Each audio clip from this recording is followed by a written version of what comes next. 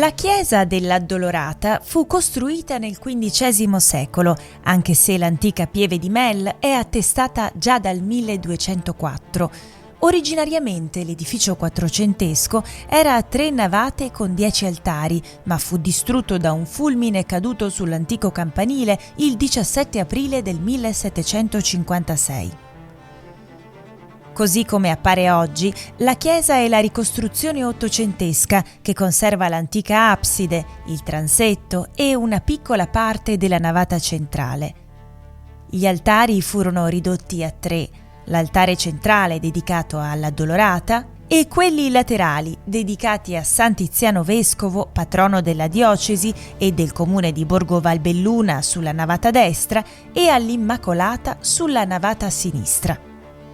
L'altare di San Tiziano è arricchito da statue in pietra che rappresentano i santi Tiziano, Lorenzo e Stefano e dagli stemmi del pievano Giambattista Gaio, del vescovo Michele della Torre e dei conti Zorzi, nobili veneziani rappresentanti del potere della Serenissima, cui si diede la contea zumellese a partire dal 1404 per ottenere aiuto e protezione in caso di bisogno.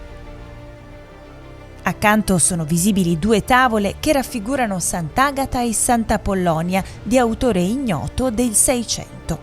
Spicca poi un prezioso tabernacolo in pietra del 1465, opera del lapicida Giovanni Antonio da Marcador, che forse, seguendo le indicazioni del parroco Giorgio de Novamonte, di origine albanese, avrebbe scolpito con le sembianze di soldato l'eroe albanese Giorgio Castriota Skanderberg. Di Giovanni da Mel è una cinquecentesca tempera su tavola con la raffigurazione della Madonna con il bambino tra i santi Tiziano e Vittore. Allo schiavone invece appartengono le eleganti immagini su tela di Sant'Agnese e San Giovanni Battista, poste sull'altare della navata a sinistra, che conserva anche la seicentesca statua policroma dell'Immacolata, proveniente dal tempietto Fulcis. Del Marescalchi è invece la raffigurazione cinquecentesca della Madonna con il bambino in trono e santi Pietro Apostolo e Giovanni Battista. Sopra l'altare maggiore è riposta la quattrocentesca statua della Vergine Addolorata che tiene sulle ginocchia il Cristo. Un bellissimo esempio di Vesperbild che raccoglie la devozione di molti fedeli in chiesa e occasionalmente lungo le strade in processione.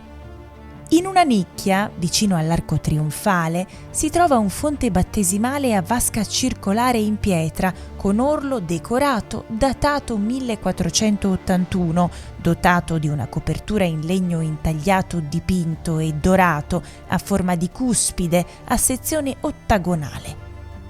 La statua sull'estremità del coprifonte rappresenta San Giovanni Battista nell'atto battesimale.